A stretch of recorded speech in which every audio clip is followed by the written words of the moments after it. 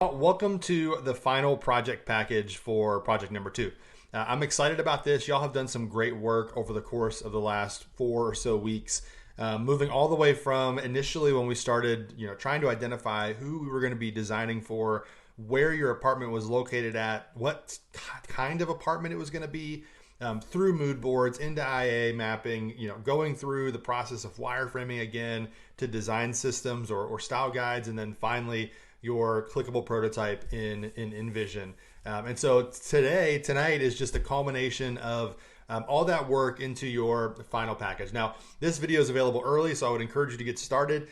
Dive right into this, and don't wait till the last minute to put your project package together. In this video, I just wanted to go over some examples from project number 1. Ones that I thought worked well, and some highlights from within those, and then go over the details and the instructions for project number 2's final package that's due as a part of this module this evening. So let's dive into some of the examples that I thought worked well last time around. And again, there's just a few of these, but I think important to highlight and showcase what worked well, and provide some inspiration for the entire group as everybody worked kind of in groups last time. So this is an example of body goodies. I think this is Megan's example. What I really like about this final package, this final presentation, was the way she kind of weaved the products throughout the presentation and kept it in theme with the overall redesign. And so even from the beginning, I can tell what Body Goodies is all about. She's including the actual font that she uses inside of on the actual one-for-one, the redesign that she did throughout the presentation here. I really like some of these extra little accents that she's done to kind of highlight the project overview. It makes it really clear and simple to follow along. Summary statement as well is really good. And then carrying that throughout, again, she's using colors from her mood board to kind of focus you in on the actual UI itself. Now, this might not work for y'all, so definitely don't, copy one for one or take from this and say, well, I can apply it to mine. Just serving it up as inspiration or a concept of what I thought worked well in project number 1. So here I can see that we're inside of the process itself. I can see the current website, again, the mood board there, really nicely illustrated.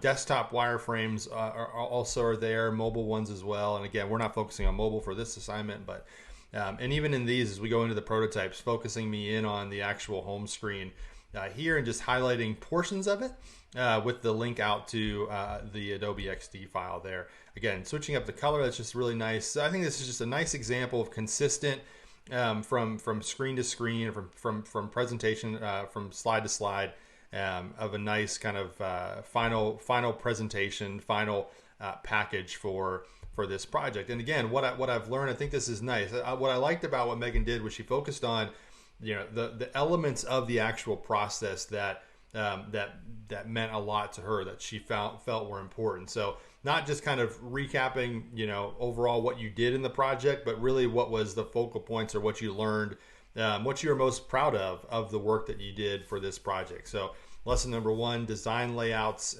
about web design layouts and accessibility. Important accessibility is to the viewer, responsive design. So that was a big focus of project number 1.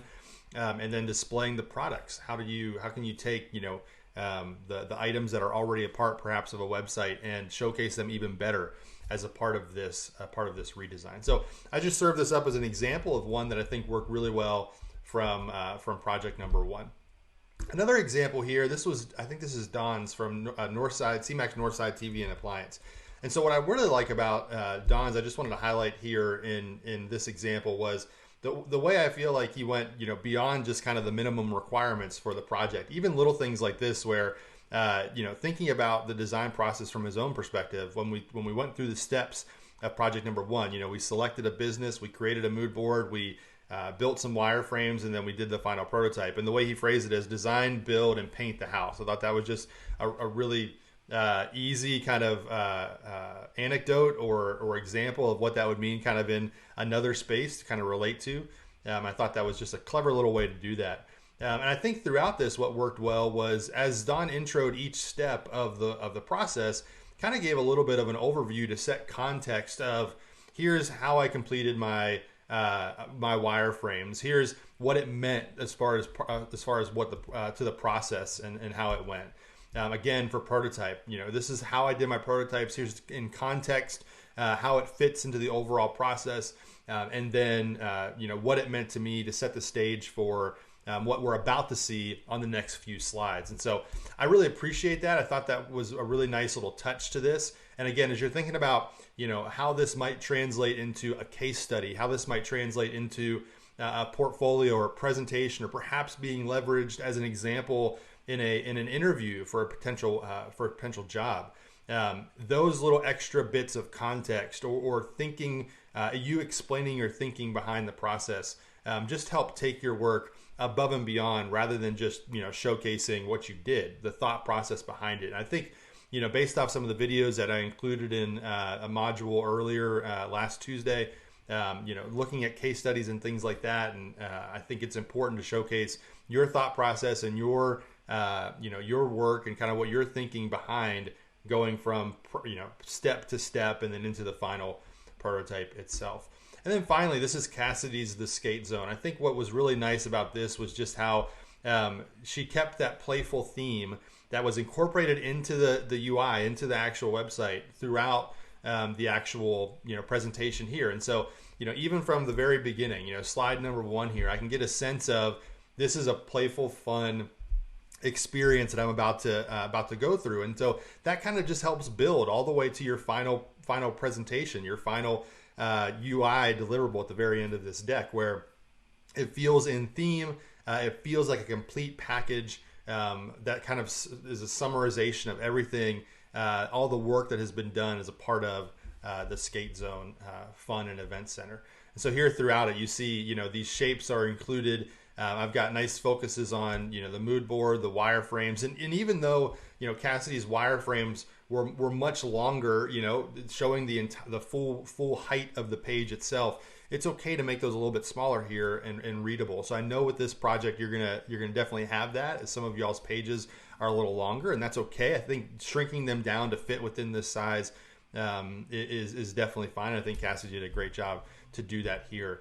And again, here on the final page, so now there's no surprises as I get to the very end. I've already kind of seen this hero image, this in the introductory slide, the title slide itself. I've seen these shapes, so I have no surprises now when I get to the very end of this. It feels like a complete whole presentation for all the work that was done for the Skate Zone. And I think highlighting the points in the process that maybe you're most proud of, that meant the most to you, highlighting the business, and the why. People of all ages love coming to the Skate Zone, but their website didn't reflect that fun and existing atmosphere. So what I learned about quality of my design, that I can create a similar experience for users of the website, responsive design, cohesive design.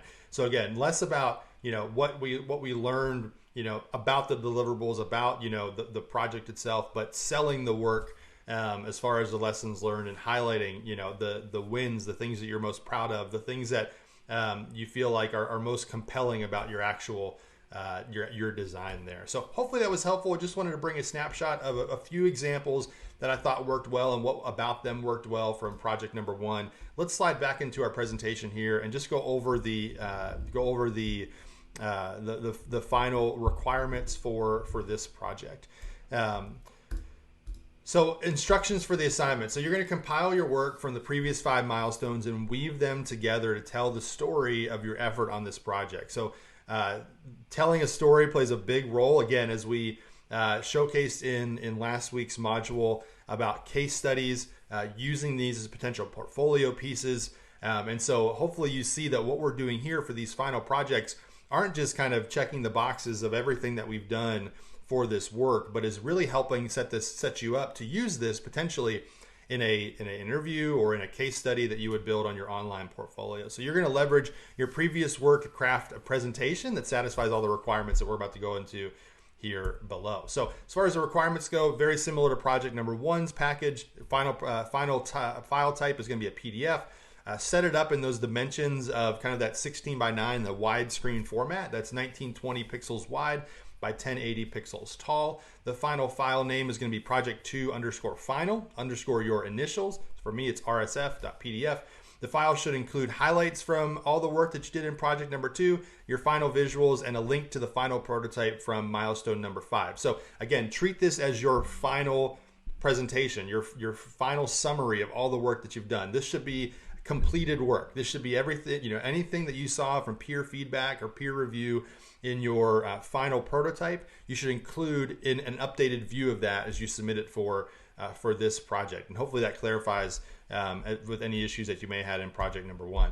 As far as the instructions go, finalize your prototypes based on that peer feedback. Like we just said, revisit your work from the previous 5 milestones, include the highlights of your final in your final package. Think about the information that was provided in that module about case studies. Now, those were focused on your online portfolio and what's important for that, but there are probably takeaways from that. Again, maybe setting the stage for each of these sections, talking about your work a little bit to really create a nice final package here to help push you beyond meeting kind of the minimum requirements below. So your final presentation should include this kind of basic framework that we mentioned and outlined in project number 1, the title slide, introduction, the outcomes, your elevator pitch, your kind of summary statement, your process examples like a mood board, IA map, wireframe, style guide components, and your prototype example, and the link included to your final prototype in InVision. Now you can easily update your link from going from your final submission of your prototype to now. You can just swap out those images in InVision and kind of regenerate a link as we outlined in last week's or the previous week's module, and also include the learnings and accomplishments, top 3 things that you were most proud of, top 3 things that meant the most to you throughout this project. You're going to share that final PDF and also include your InVision link in that discussion post of 200 to 300 words outlining what your key takeaways for the project are. So hopefully this was helpful. Again, project number 2's final package and link due Tuesday, March 16th at 11:59 p.m. Work submitted or edited after the deadline won't be accepted.